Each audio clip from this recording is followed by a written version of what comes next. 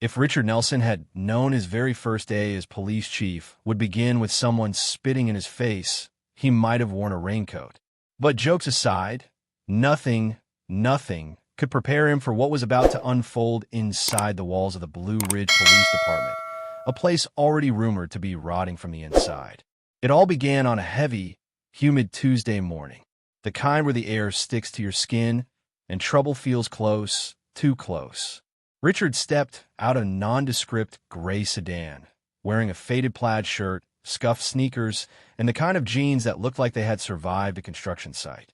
No badge, no uniform, no entourage, just a black man walking into a precinct notorious for old-school policing, whispered misconduct, and a culture that had turned toxic long before he was hired to fix it.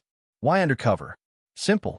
You can't clean a house until you first see where the dirt is.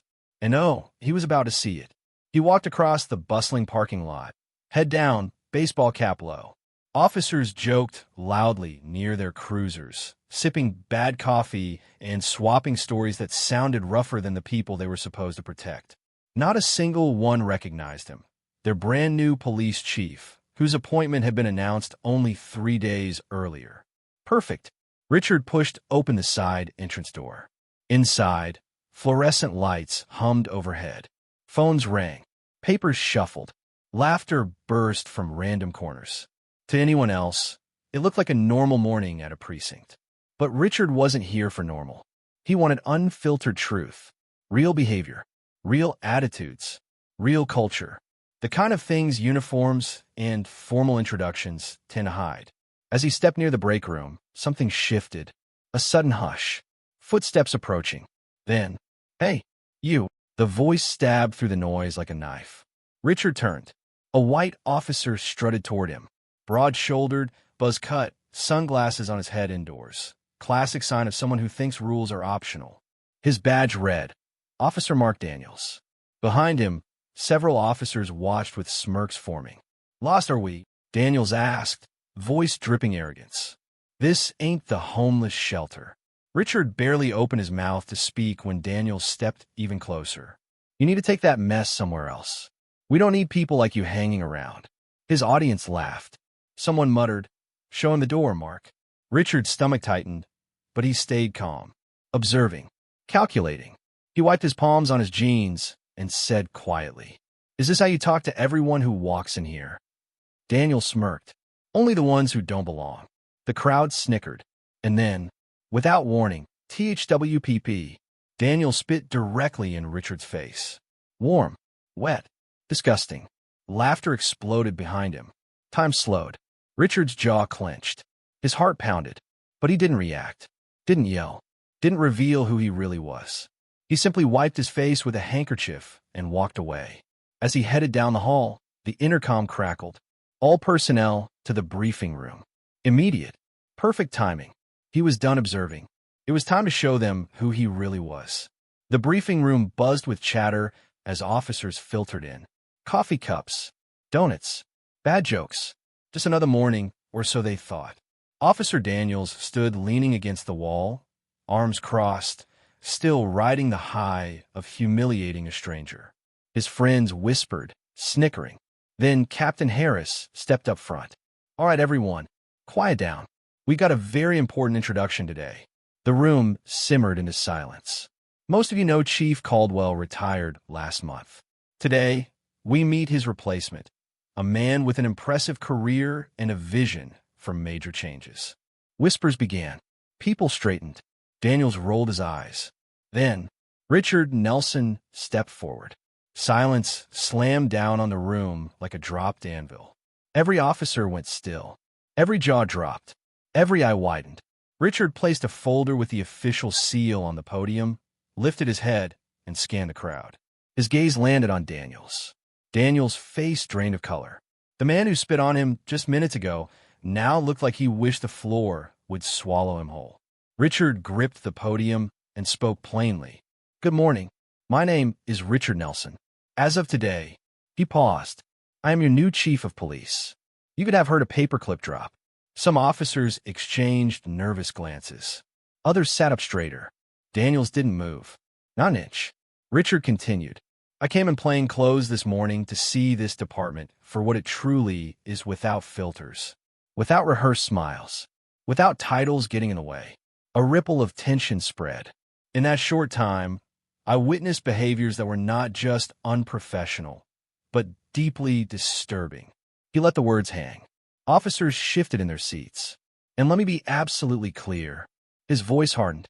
The culture that allowed this behavior ends today. Dead silence. Daniel swallowed hard. Richard stepped away from the podium, walking slowly toward the crowd, toward Daniels. Every person who walks through these doors deserves respect. Badge or no badge. Uniform or no uniform. His voice cut through the room like a razor. This morning, some of you laughed while a man you thought was powerless was humiliated. Daniel's knees wobbled. And that ends right now. But this was only the beginning. After the meeting, tension clung to the air like thick fog. Richard returned to his temporary office, a small room filled with files he hadn't yet opened. He placed his folder on the desk, exhaled deeply, and then began. He called internal affairs. He requested disciplinary histories. He demanded performance files, complaint logs, and incident reports. Within hours, a grim pattern emerged.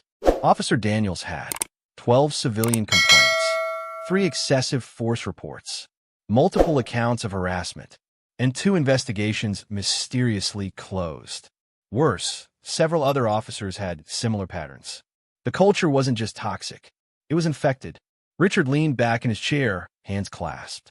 If he didn't move carefully, the entire department could turn against him. But if he didn't move at all, innocent people would keep getting hurt. Suddenly, a loud knock. The door swung open. Daniels, sweating, nervous, almost shaking.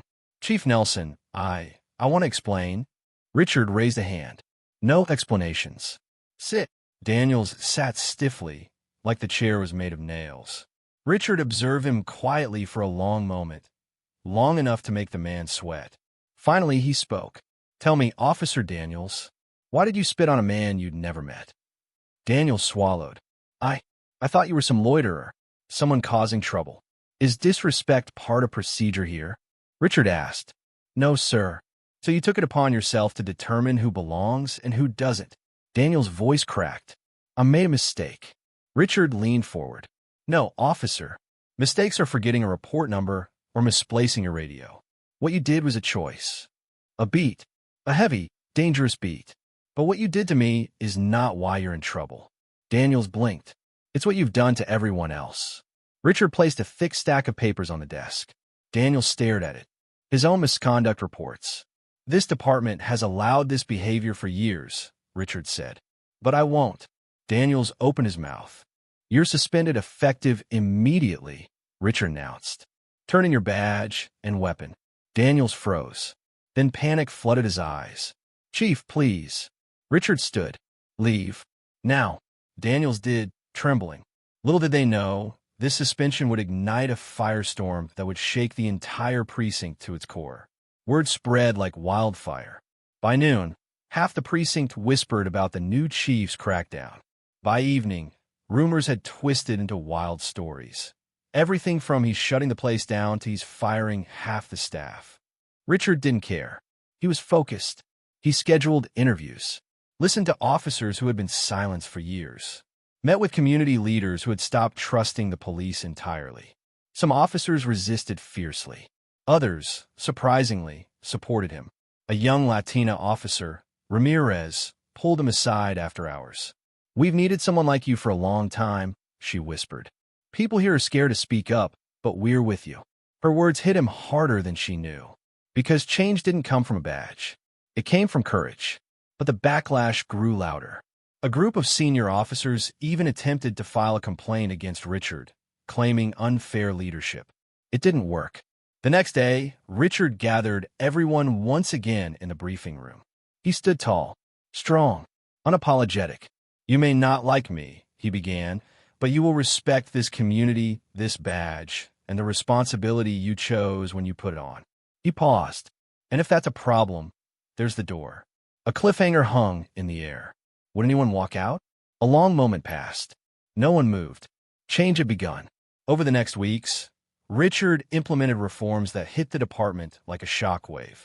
Mandatory de-escalation training, body cameras activated at all times, zero-tolerance policies for harassment, transparent complaint investigations, a community advisory panel. Officers grumbled, but the community? They finally felt hope. And Daniels? His suspension turned into a full internal investigation. Witnesses came forward. Victims shared their stories. Text messages surfaced. Within a month, Officer Daniels was terminated. On his last day, he walked past Richard without saying a word. Shame plastered across his face. Richard didn't celebrate. He didn't need to. Justice was enough. But the story doesn't end there. Weeks later, at a community town hall, a woman approached Richard with tears in her eyes. "You're the first chief," she said, voice trembling, "who has ever made us feel safe." "Thank you." Richard smiled gently. This is only the beginning. And it was. Under his leadership, complaint numbers dropped. Community programs grew. Officers who once bristled at him now showed respect. Real respect.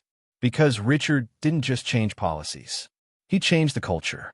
The same walls that witnessed arrogance, cruelty, and disrespect now echoed with professionalism, empathy, and accountability.